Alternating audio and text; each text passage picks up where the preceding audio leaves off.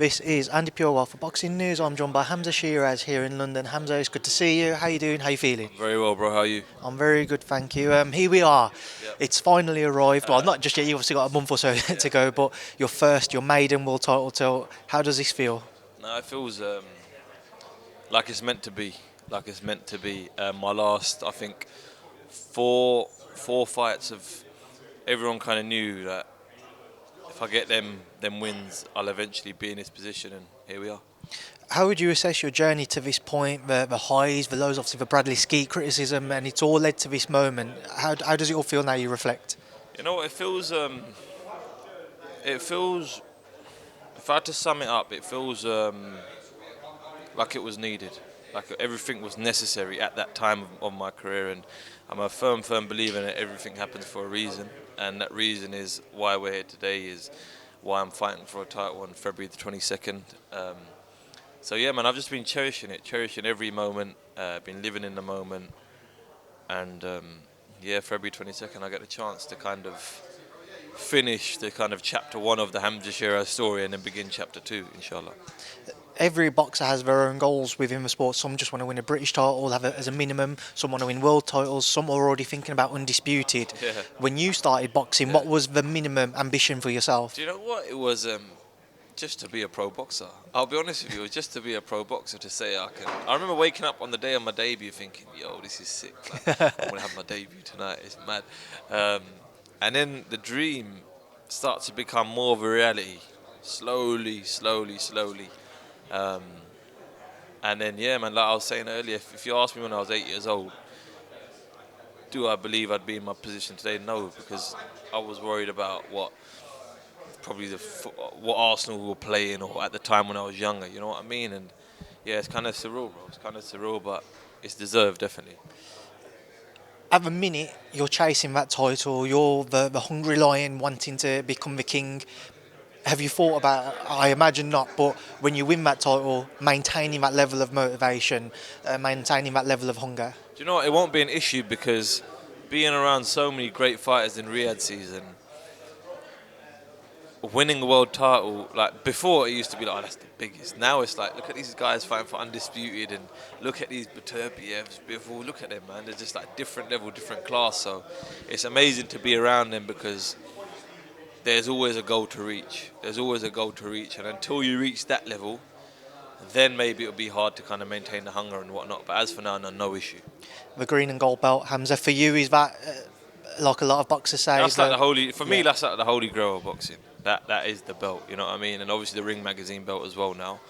But yeah, the WBC belt is the best belt in boxing, in my opinion. Talking about Carlos Adames, didn't impress people last time out. Do you read much from that performance? No, not at all, because listen, Terrell Gorsha wasn't someone who was going to bring it out of him, whereas someone like me on a Riyadh season card, he's coming to impress. And I'm coming to do the same, so it's going to make a great fight. And he's someone who can fight, he can bang, he's physically strong. So I'm under no illusion of what I've got ahead of me, but listen, I'm ready for it. I know obviously you're an ambassador for Riyadh season. Turki Al-Sheikh has mentioned in the past how important it is to have a Muslim fighter become a world champion. Do you feel that added pressure because he speaks very highly of you? I wouldn't say it's added pressure. It gives me that reassurance, because if someone like him believes in me, that's all I really need. Do you know what I mean? That's all I really need, and especially to get his backing and what he's done for me, the platforms he's given me, I can't thank him enough. And people, you know what it is? People, they see, everyone's jumping on the Riyadh season wave and whatnot, but what they don't realise is how it's changed boxers' personal lives in terms of financially is amazing. And when you put fighters in a position where they can look after their missus, look after their kids with no stress and no worries, bro, it's a big deal. So that's why fighters are kind of ready and more willing to risk it all now than they ever was before. Just going back to the theme of Carlos Adames, and you mentioned you will bring out a better performance of him when you picture this fight, when you picture stood across him for that, just before that first bell goes, without giving too much away, why and how do you break down Carlos Adames? Just do what I do, to be honest with you. Adjust, there's going to have to be a lot of adjusting in the fight. Preparation's going well, so we're preparing to adjust. But in all honesty, I think the key for me in this fight is to control the pace. And to make him dictate to me. I know it's going to be one fight at a time, and a world title fight is the most important thing for you come Feb 22nd. But obviously, we saw videos just before Christmas out at Usyk Fury, yourself, Turkey, Janibek around. We saw Chris Eubank Jr. in video as well. Great names, yeah. 2025 could be a huge year for you. Massive, bro, massive. 2024 was a big year, but this could be like the year where I kind of solidify myself as a legitimate world champion. What would you like? Would you like defeat Carlos Adames, have that big Eubank fight, depending on what happens with Conor Benny, fight happens, and then end the year with Janibek? Would that be? That'd be ideal. But then you never know. Listen, I also look at the 54-pounders and the 68-pounders. Because now it's not about who's in the 160, it's about who's just one below or above, because they make the fights happen like that now. Do you know what I mean? So once your name gets put with someone below or above, it's the options are endless.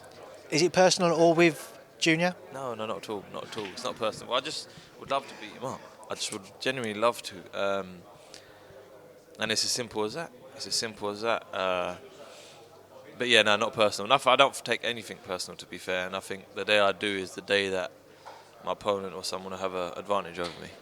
At some point, well, we could see Janibek and Denzel-Bentley this year, obviously with Denzel's position with WBO. Let's just say if Denzel was to right the wrongs from their first fight, what would you prefer? Janibek because he's currently seen as the number one in the division, or Denzel because you and Denzel have been linked together for a while now? Any to be fair. I've been linked with Janibek a lot now. But it'd be great for British boxing if Denzel does go and do the business. Do you know what I mean? So he's got my full support to hopefully go out there and do the biz. Last thing I want to talk to you about, Canelo. I know in the past, he's come out last year that you was spoken about and mentioned for that fight. Earlier you said people can come up and down now, they're making the offers out in Riyadh season. Do you think it's possible within this near future now, if you claim a world title as well? Within the near future, yeah, definitely. But I'm still a long way from it. But if I do everything correctly, I believe. Why not? I met him for the first time the other night, and I told him, I go, listen, like, you're one of my idols. It'd be an absolute honour to share the ring with you. Was he sizing you up? No, I don't think he was sizing me up. It was more me sizing him up. But yeah, he just goes and keep working hard, and why not? So it's kind of, I wouldn't say it's reassuring, but it's nice to understand that he's his willingness to eventually do that as well. And just a couple of fights on, get your thoughts on. We mentioned Canelo. What do you make of a potential Crawford fight? Canelo's too strong and too powerful, man. Crawford's skillful enough, but I believe he gets stopped. Weight divisions for a reason. Going up to 68 when you're really and truly a 47-pounder. Is a bit of an ask, but he's a great enough fighter to do it. But in my opinion, I believe he gets stopped. Benavidez, Morrell as well, a fantastic fight. It's a great fight, great fight. But I think Benavidez is too experienced for him. I believe he's too experienced. I believe too confident, too young, too fresh, and I reckon he's going to do the business. Dubois, Parker, Daniel, your Queens. For me, that's a 50-50, genuinely 50-50 fight. I can't pick a winner. Even if I wanted to, I can't pick a winner. They're both on great trajectories. Their confidence is both through the roof, and he's got the ingredients to make a hell of a fight. And last one, the main event, Beterbiev, Bivol, repeat or revenge? Repeat, and a more convincing repeat this time. Hamzah, I appreciate your time. Good luck with camp. Safe travels. Cheers.